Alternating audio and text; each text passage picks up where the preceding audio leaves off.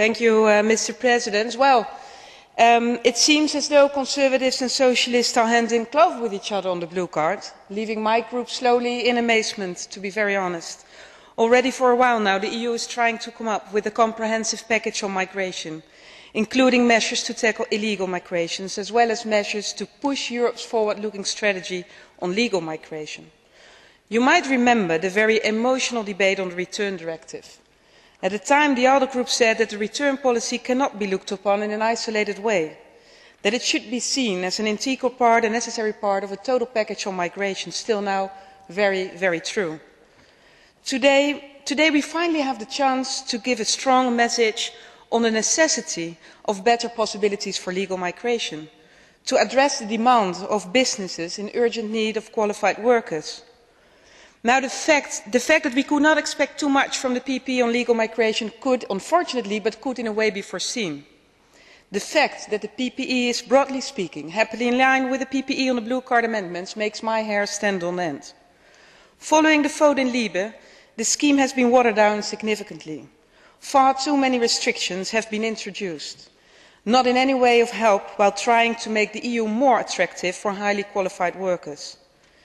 It must be clear that the intention of the blue card is to increase the competitiveness of the EU economy. The blue card proposal is not an easy attempt to take the best and leave the rest, thereby creating a brain drain from developing countries. The current trend is that the vast majority of the highly qualified workers emigrates to the US, Canada or Australia instead of the EU. If we want to reverse this trend, we have to be ambitious. This House is about to adopt a report that would weaken even further an already very modest Commission proposal. To be clear, ALDE is a very strong supporter of the blue card. However, we do feel that the current text does not bring about the much needed change for legal migration, but that it confirms Member States' protectionist practices instead.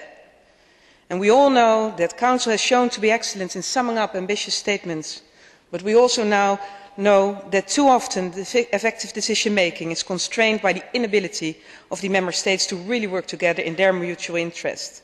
That effective decision making in this field is being undermined by a very emotional and muddled debate on legal migration due to a very simple lack of focus. The programme of Tampere, the Hague programme, the French Immigration Pact, the Stockholm programme coming up. At the end of the day, it all comes down on the transposition of these basic commitments into concrete and effective measures. So if we do indeed want the EU to benefit from the proposed scheme, we have to be ambitious. So please, I do hope that you will vote accordingly tomorrow. Thank you.